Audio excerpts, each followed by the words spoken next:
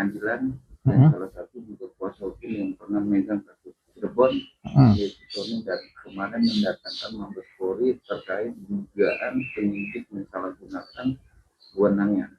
Apa melihat ini? Ini kan ada kasus pembunuhan yang meninggal satu keluarga. Berapa orang itu? 5 atau berapa? Anak kecil. Tersangkanya ada? Ada berapa tersangkanya? Sekitar 40. Ya, berarti kan tersangkanya kan di proses hukum. Berarti tersangkanya kan di sidang. Gitu. Kemudian terkait dengan saksi dan bukti kan. Jadi ada tersangkanya, nah kan masih proses sidang ini kan. Nah itu biarkan itu berjalan, itu yang pertama. Yang kedua, kalau kuasa hukumnya kemudian merasa ada proses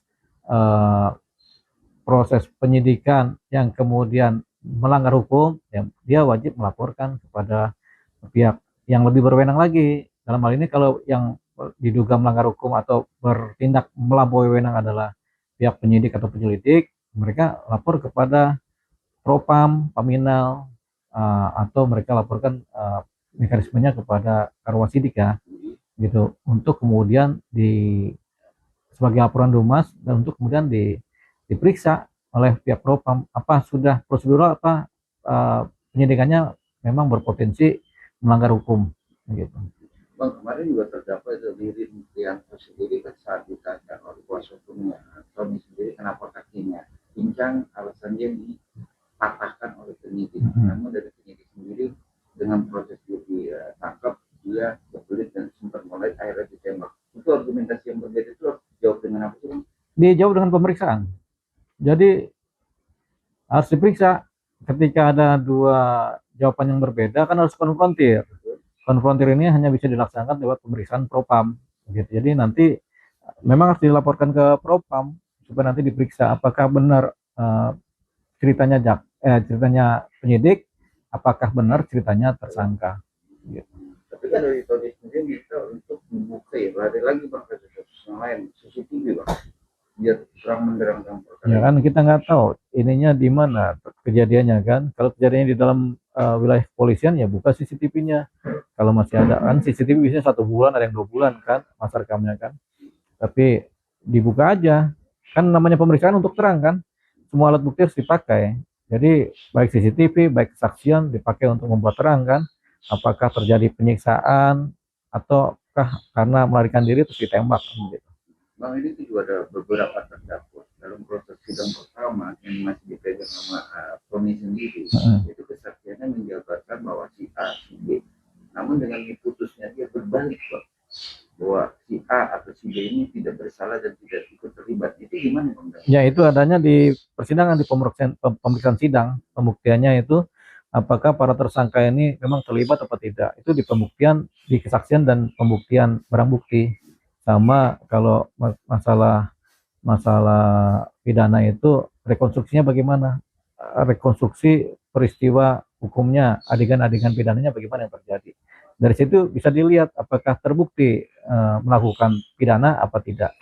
Jadi mana yang bersalah, mana yang nggak bersalah itu kan terlihat dari rekonstruksi yang kemudian dibuktikan di persidangan. Bang, mana bersaksi dari salah satu yang ada di TKP atau yang mengetahui dari panggil itu dengan Gubernur ADS ya, membongkar kronologis siapa tuh si Ririn sebenarnya, dengan dia meminta KTP palsu. Ya. Aku bisa membaca nggak sih seorang terdakwa itu kalau udah histrianya minta dititipin KTP palsu menginap itu Bang? Ya berarti sudah ada niatan kan. Cuman niat ini harus dibuktikan sejauh mana niat ini bekerja untuk kepentingan jahat gitu. Tapi kalau niatnya sudah ada, karena membuat KTP palsu kan, itu kan sudah jahat niatnya kan. Tinggal niat jahatnya ini untuk apa? Apakah untuk membunuh, untuk menghilangkan barang bukti atau untuk apa, itu dibuktikan di persidangan. Bang, ini kan perkara itu sangat viral Bang, 7 keluarga, satu keluarga beberapa meninggal dengan sadis. Permasalahan dengan masalah hutang Bang, sudah 100 berapa juta. Ya, 100 juta kan juga uang juga itu. Nah, dengan prosesnya gimana sih Bang, ketegasan penyidik atau hakim sendiri Bang, karena banyak pola atau oknum bermain dalam proses penyidikan. Ini kan kasusnya pembunuhan. Ini kalau di ilmu hukum pidana ini kasus berat sebenarnya. Paling berat di hukum pidana itu kasus pembunuhan. Jadi harus benar-benar semua mengeluarkan energinya untuk membuat kasus ini menjadi terang benderang. Jadi itu yang sedang dikerjakan oleh penyidik kan. Kemudian kejaksaan juga begitu, kemudian pihak persidangan juga pasti begitu juga. Jadi ini kasus harus dibuat terang benderang, jangan sampai salah sasaran dan sampai salah tersangka. Jadi pelakunya yang akan dihukum berat, tapi harus membuktikan pelakunya harus dipersidangkan dengan baik gitu, secara terang benderang. Bukti saksi harus dikeluarkan semuanya. Oh, ini kan kasus di 2026 yang sangat parah lah kasarnya. Tapi dari pihak korbannya sendiri atau keluarga sendiri malah meminta cuma 2 doang tersangka. Yang sudah di BAP itu malah tidak ikut terlibat. Itu gimana? Ya itu kan permintaan korban. Tapi hukum pidana pembunuhan kan nggak bicara tentang itu.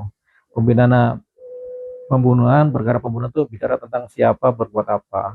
Kalau siapanya ini mereka semua berbuat apanya membunuh, ya semuanya yang dijadikan tersangka di proses hukum. Gitu. Jadi nggak tergantung dari permintaan korban atau keluarga korban, nggak tergantung. Gitu. Jadi kalau faktanya mereka semua melakukan, turut serta melakukan atau bekerja sama melakukan pembunuhan, ya semuanya. Kalau faktanya yang melakukan pembunuhan cuma 2 orang, yang lainnya memang tidak, ya berarti faktanya begitu. Jadi aku membaca dari perkara kasus ini memang ada sih terang-terang dalam persiapan. Iya, di persidangan harus terang benderang. Jadi jaksa harus mengungkapkan semuanya, pengacara harus mengungkapkan semuanya juga. Mana yang harus dibela, mana yang memang harus kemudian mematuhi proses hukum gitu. Tapi kan juga ada otaknya bang, kan otaknya.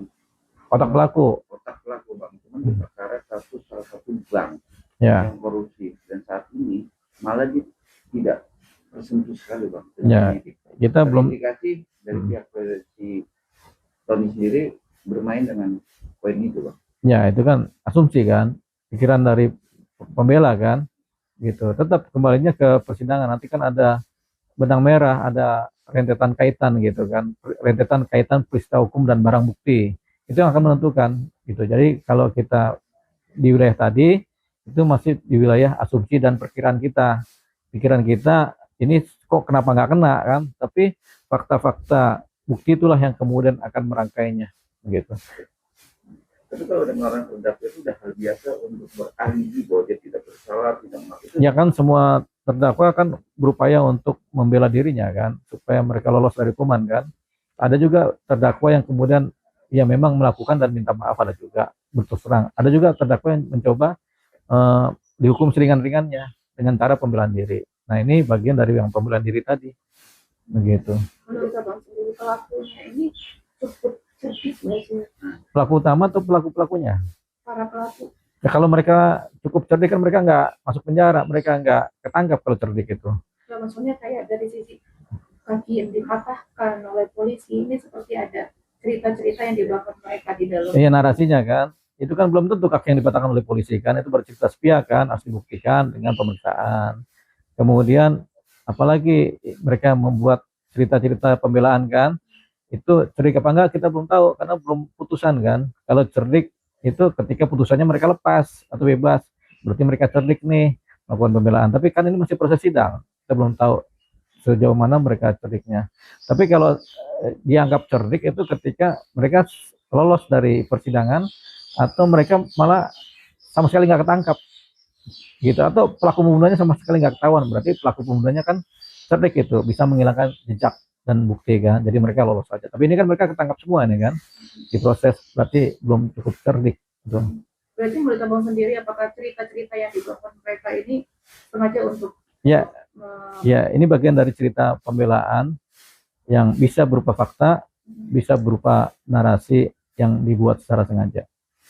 Tapi kalau sebagai orang sebagai lawyer, ya kan, untuk klien terdakwa itu bisa terjadi nggak cuma dikabulin lah bahasanya atau ditipu lah dengan analisa saya nggak percaya. Oh, dengan skenario bisa aja hakim kalau nggak teliti bisa terbawa sama skenario palsu kan, gitu. Di persidangan suka ada skenario asli, ada skenario palsu yang dibuat seolah-olah membuat alibi kan, dasar pembenar, dasar pemaaf, atau alibi pernyataan tidak bersalah, keadaan tidak bersalah, alibi tidak, keadaan tidak bersalah. Itu bisa, tapi kan hakim teliti. Jadi hakim yang kemudian melakukan verifikasi, mengelaborasi, membedah sedetail mungkin sehingga ketahuan mana yang fiktif, mana yang non fiktif. Maksud saya untuk advokatnya sendiri, Pak. Advokatnya Ah. bisa nggak dikibulin bahasanya? Kalau advokat, banyak advokat kena kibul sama klien kan, gitu. Kita aja kadang-kadang kena dibohongin sama klien sendiri. Ada. Apa yang bisa dibaca dengan itu, Bang? Apa dengan perilaku dia, apa dengan omongan dia? Ya itu pengalaman yang menentukan. Jadi kalau pengacara itu lebih teliti, biasanya pengalamannya lebih banyak berhadapan dengan klien, gitu. Buktinya kan dia dipecat, malah dia bukannya dia mencat kliennya, malah dia dipecat sama kliennya atau terdakwa. Siapa yang dipecat sama klien? Si Tony, Nah, pengacara itu dipecat sama kliennya. atau udah nggak dipakai lagi lah. Ya, ya banyak pengacara dipecat sama kliennya kan, namanya dicabut kuasa, banyak. Kita aja sering ngalamin kok, nggak cuma dia, banyak pengacara yang kemudian dicabut kuasa, gitu. Tapi itu ada desak-desakan dari para orang-orang yang kita anggap Ya. main juga nggak sih, Bang? Biasanya gitu. Bisa ada orang yang memaksa untuk mencabut kuasa. Kadang-kadang pencabutan kuasa itu ada yang tulus cabut kuasa, ada yang karena desakan dari pihak ketiga akhirnya mencabut kuasa. Biasa itu terjadi. Jadi intinya kalau bahasa hukum, kalau yang sudah meninggalkan orang satu keluarga itu harus gimana? Hukumannya Seadil-adilnya atau seberat-beratnya. Bisa jadi hukuman mati ya, Pak? Ya kan diatur hukuman mati kalau pembunuhan berencana. oke.